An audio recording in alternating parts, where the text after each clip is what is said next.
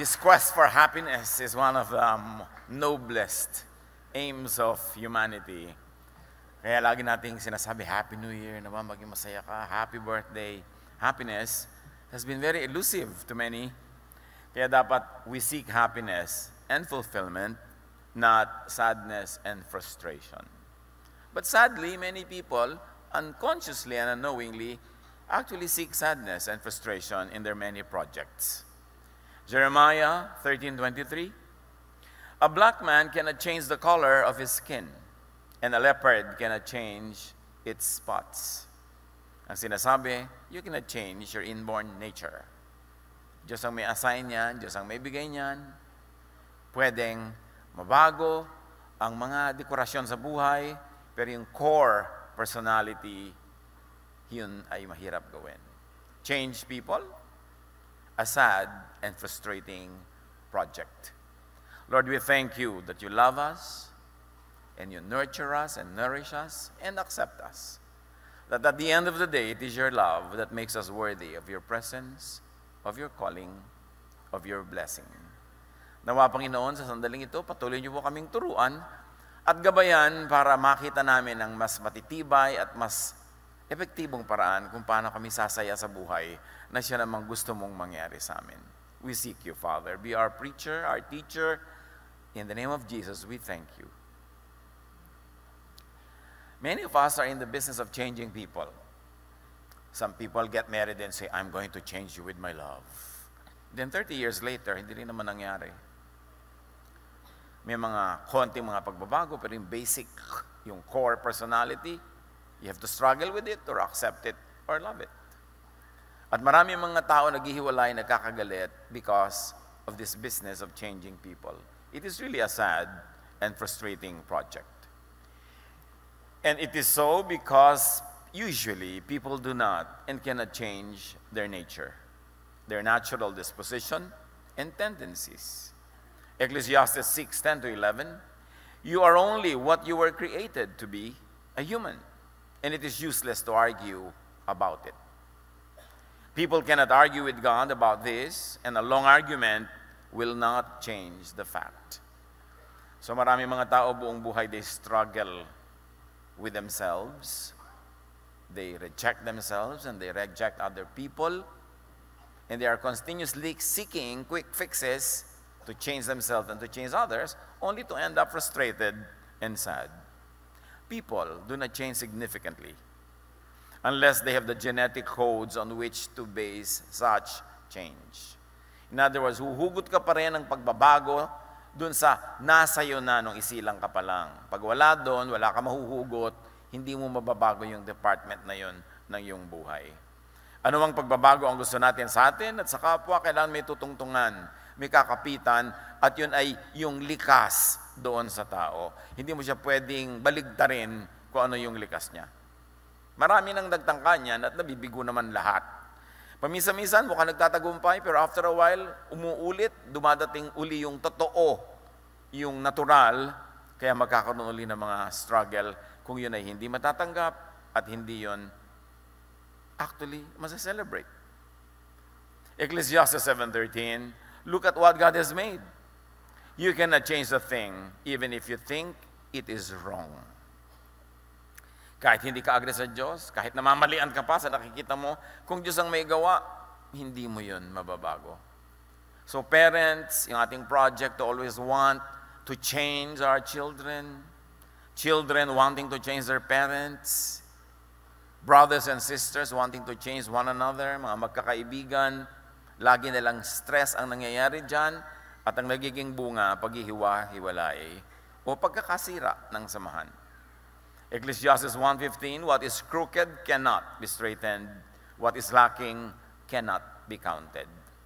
So huwag mong labanan yung natural, yung likas, yung nandyan, dapat mo lamang siyang matutunang tanggapin, at kung matututunan mo pa siyang kakitaan ng maganda, ng mahusay, ng kaibig-ibig, sasaya ka.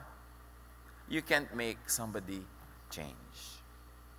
Changing a person requires coercion, or manipulation and intervention, or violation of the person's basic core.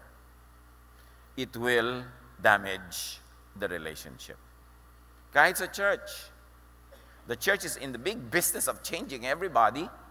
So we're also in the big business of rejection, in the big business of kicking people out, in the big business of going underground, hiding our realities and our truths, because our truths will not be accepted by many, because the many will want, the mob will want to change us. So you observe manipulative parents, as early as possible, their children escape from them and from their presence. Yung mga sobrang mga domineering parents, ang kauna-unahang ginagawa ng mga anak, pagkaroon ng pakpak, lumilipad, palayo. And even if there seems to be a change, when we are manipulating and coercing people, it's really not a change. It is just a transition into another naturally designed other that has always been there but was only waiting for the right time for it to come out. Hindi pwedeng palabasin yung wala naman doon at hindi naman nagtatago doon noon pa man. Nandun na rin, kaya lumabas lang.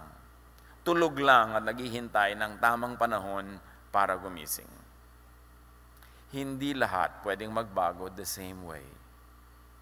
We cannot all change the same way, the same direction, in the same trajectory because we are not all made the same. Hindi tayo kinrate na magkakamukha. We are all unique. Kahit ang ating mga fingerprints, unique, walang magkakamuka. At ngayon, the higher level of identifying individuality, nasa mata, lalong mas precise, walang magkakamuka na mata. Kaya ngayon, sa mga airport, ang sinisilip na mata eh. Hindi nilang fingerprint. Kasi mas nakita na nila na mas obvious doon ang pagkakaiba-iba natin. You could inspire, educate, support people to reform, to have some rearrangement of their behavior, but never be in the sad and frustrating business of changing people at their core. If you want some success in the changing business, change the object, make it yourself, change yourself. You will have better success there. Imbes ambisyonin mong baguhin ang kapwa para bumagay sa kagustuhan mo, baguhin mo ang iyong pananaw, baguhin mo ang iyong sarili, baguhin mo ang iyong ugali, mas malaki ang tagumpay. Kasi kung ang pagbabago ay nagmumula doon sa taong babaguhin, mas nagtatagumpay yun. Kung ang pagbabago ay isang pasya nung taong dapat magbago o gusto magbago, mas nagtatagumpay yun. Kesa yung pagbabagong iginigiit, ipinipilit, idinidiin sa ibang kapwa. Change your attitude towards others instead of changing them. Apply this in your family life. Apply this among your friends. Magkakaroon talaga ng peace on earth and goodwill to men when we work on changing ourselves instead of in changing the person next to us. And you can change only yourself. You cannot change others. But even then, you can change only yourself, but only up to a point. Up to a point allowed by your own nature. Kahit gusto mo rin baguhin yung nature mo na inborn, you have to live with it and die in it and with it. Hindi pwedeng gayahin ang iba. You can change only up to a point that you can conceive, that you can like, that you can imagine, that you can believe in. Pag hindi ka rin naniniwala na mababago mo yung sarili mo, kahit ano pang gawin sa'yo, hindi ka pa rin magbabago. Kailangan paniwalaan mo yun. Kasi pag nagbago na yung isip mo, doon susunod yung kayong katawan. Pero hindi mo rin kaya yung baguhin ang iyong isip beyond what is really there naturally, na mukhang sa simula ay wala doon, pero pagka nabigyan ng tamang nurture, tamang environment, tamang stimulus, lalabas at lalabas din yun. Pero kung wala yun doon sa simula, walang lalabas. Dapat nating tanggapin ang limitasyon ng mga pagbabagong pwedeng mangyari sa isang tao kahit sa ating sarili. Para hindi tayo lagi na-frustrate. Gaano kalaki na ang frustration ng mga mag-asawang ang tagal-tagal na, paulit-ulit. Hindi na talaga nagbago. Yung ang asawa mo, utangera. Hindi butangera, iba yun. Utangera. Wala ka nang ginawa kundi magbayad ng utang niya. Mula nung honeymoon nyo, utang lahat. Lagi may utang dito, may utang doon. Pag binuksan mo siguro yung mga jeans niya, nasa microscope, makikita mo yung utangera jeans. Tapos makikita mo, nanay din niya, ay, nga, lahi-lahi. Meron palang ganon. May mga ugali na hindi mo na talaga yun mababago. Lagi niyong pinag-aawayan, mangangako siya, hindi rin magbabago na isang araw, tapos mamaya babalik, paulit-ulit. Mabuti pa, tinanggap mo na lang itong araw pa at hilanapan mo ng ano kaya ma-enjoy ko sa ugali niya. Nauna ay ayaw ko, baka naman merong maganda to, kailangan ko itong hanapin, kaysa malungkot ako buong buhay. But change must be conceived, must born in the mind, in the heart of the person who will change. If you can think it, you can do it. If you can believe it, you can do it. But if you cannot believe it, it cannot be done. And what's more, mas mahirap naman yata ang idea mo, tapos papapaniwalain mo ng iba na babaguhin nila ang sarili nila according to your idea. Ang laki ng resistance. You're bound to fail. And the only lasting changes are those that we decide to make ourselves. Kailangan ikaw ang magpasya na babaguhin mo ito. Pag meron kang ganong decision, kailangan gawin mo yun. Yung mga I will quit smoking, I will quit this, I will quit that, yung tao ang kailangan mag-decide. Kahit anong pamimili pa dyan, huwag ka manigarilyo, may cancer, may ganito, may ganyan. Dahil ang drawing ay pakita mo sa kanya ng mga cancer na tinitirhan ng mga langgam, hindi siya magbabago hanggang hindi siya nagsasabing, babaguhin ko to. Kaya pag binabantayan mo, pinaparusahan mo, pag nahuli mo, magbabago-bago lang yon habang nakikita mo, pero pag talikod mo o pag naitago niya, babalikan at babalikan pa rin. Changes we can cause in others could only be those which are also natural to them. Also God-given and God-designed long before. Ecclesiastes 1:10, is there anything of which we can say, look, there is something new, or this is something new? It was here long ago. It was here before our time. So kahit sa ating mga, ay, nagbago ako, naging ganun ako. Mula nung naborn again ako, naging ganito ako. Mula nung nag-Bible study ako, naging ganun ako. Nandun na rin yun, nasa codes mo na, hindi pa lang lumalabas kasi hindi na-nurture, hindi na-nourish. Pero hindi ko man nagbago ang isang born again Christian sa kababasa ng verses, ibig sabihin, ganun ding pagbabago ang mangyayari sa kanyang kapwa.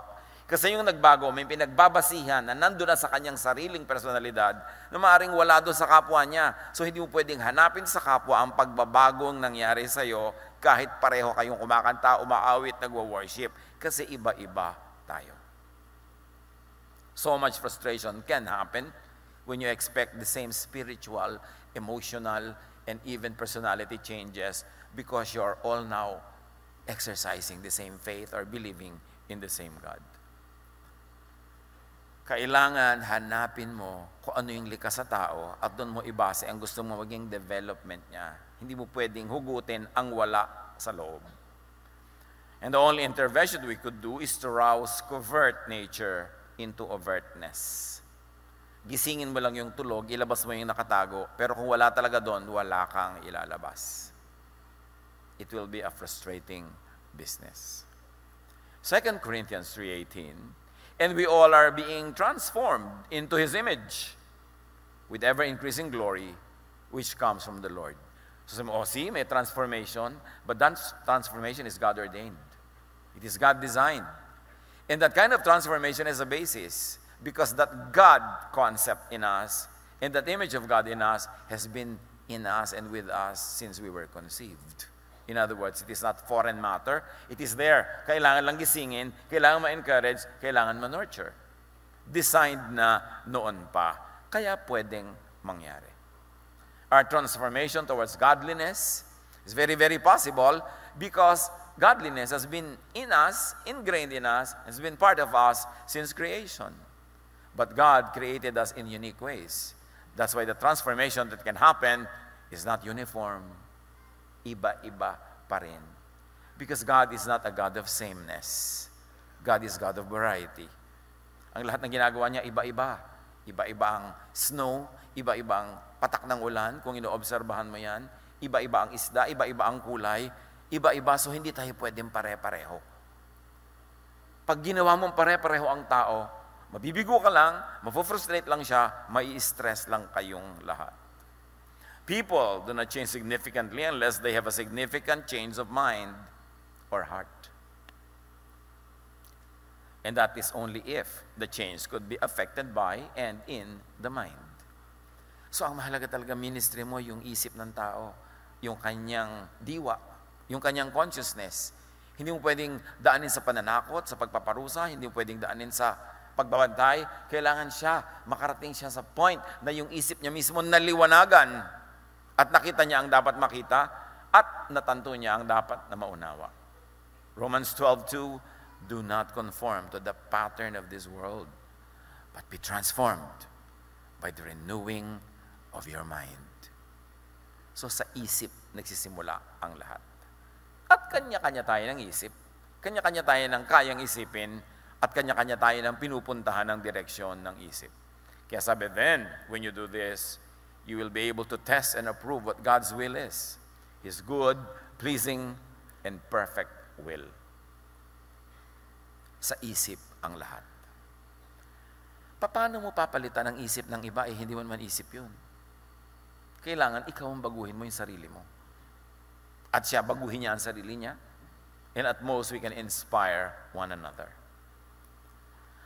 Meanwhile, personal experience, not a lecture, could be a major catalyst for change. Ang tunay na nakakapagpabago sa tao, kung magbabago siya at kung may paghuhugutan siya ng pagbabago, ay karanasan. Kaya dapat hayaan natin ang taong makaranas. Tulad nung tinatawag natin na prodigal son. Bakit ba siya nagbago ng isip? Naranasan niyang mahirapan. Naranasan niyang magutom. Naranasan niya ikumpara yung kanyang amang mabait o sa kanyang amo na hindi siya pinapakain. So dahil naranasan niya, nagkaroon ng kakapitan ang pagbabago ng isip.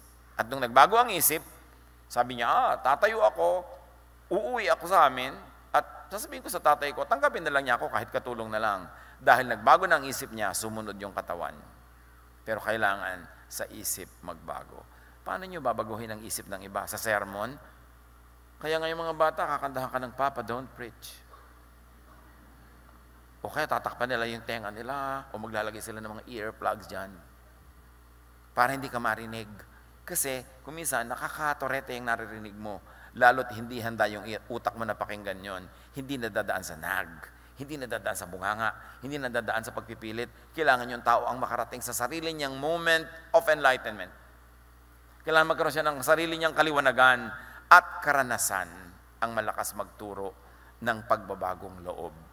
Pag ang karanasan mo na ang gumising sa natutulog mong katalinuhan, at ang malakas gumising sa natutulog na katalinuhan at karunungan ay pain, suffering, failure.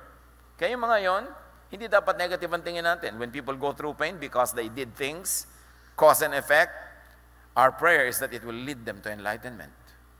Hindi yun punishment kung naging dahilan para siya magkaroon ng pagbabagong loob. Sabi nga nila, there are no mistakes, only lessons learned. Pag tinignan mo ang isang karanasan na nasaktan ka, napagod ka, nalugi ka as a mistake, napaka-negative. But you can count it as a lesson learned. May natutunan ako. Siyempre, may matrikula. Siyempre, may bayad. Pero may natutunan, therefore, panalo ka doon. At yung ganun mga karanasan ang magpapabago.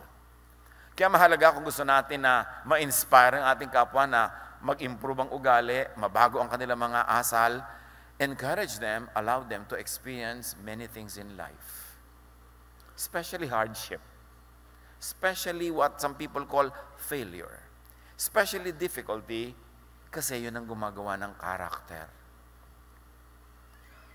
Kaya pag pinalaki ka sa layaw, puro sarap, puro ginhawa, madalas kulang sa karakter. Kulang sa ganda ng pagkatao ang isang taong hindi nakakaranas ng mga paghihirap. Hindi naman natin gusto mag-volunteer na maghirap. Pero kung naghihirap ka, tapos natututunan mo yung lesson, napakaganda nun kasi you can turn it into something beautiful. So let us not interrupt people when they are going through the lessons in life. Let us not always try to shield them, especially our children, from difficulty, from the consequences of the choices they make. Dahil yun ang magpapabago ng kanilang isip at yun ang gagawa ng pagkatao. Yun ang bubuo ng character. To be happy, do not change people. Instead, sabi ng 1 Thessalonians 5:14-15, be patient with everyone. Do not expect people to change according to your taste, according to your wants, or kung church, according to your statement of faith. Yung church tuloy nagiging parang factory. People come in as individuals and after 1 week, they're all uniform. Magkakamuka. Nawawala yung personalidad ng mga tao. Do not change people according to your doctrinal stand on things. Let the Lord finish the good work that the Lord has begun. Let the person go through experiences. And what you can do is to inspire, to assist, to help, but not to intervene. Not to manipulate, not to coerce people into sainthood. Do not use religion to change people. In fact, the purpose of a Jesus-based religion is to accept people, not to change them. And once accepted and loved, they rediscover themselves and they decide to change towards godliness, and they change, not because you police them and coerce them into change. So beware of testimonies. You know, testimony, somebody stands in front and look at me, I read the Bible 3 times and I'm a changed person. And then the unsaid is, so you too. You too must change the same way I changed, in the same direction I changed. And that is very coercive. Truth niya yun, different people have different truths, personal truths. You change, and you can change only what is in a person because of nurture. So when the nurture is changed, the result will change. But no nurture can change nature. So you've got to learn to accept what is nature, and you can change what is just because of nurture, but you've got to know the difference. Kaya maraming tao in the churches, they go underground because they say, I'm in this situation, and the same brother or sister is in the same situation, and this person already changed. How come I have not changed yet? You can change the nurture, and you can change the product. But what about the nature? Because not all people have the same nature. Instead, let religion help you change your mind about others instead of forcing them to change according to your expectations. Let your religious belief, let your spirituality change your mind about accepting others, appreciating, even enjoying and celebrating others and their otherness. Huwag mo siyang hanapin na maging ikaw. Hanapin mo yung pagiging siya at yun ay ma-enjoy mo sa buhay kasi yun ang gift ng Diyos sa'yo na hindi lahat ng tao kamukha mo. Na mayroong ibang may enjoy outside of you, that when you are together, kumpleto ang lahat kasi iba-iba kayo.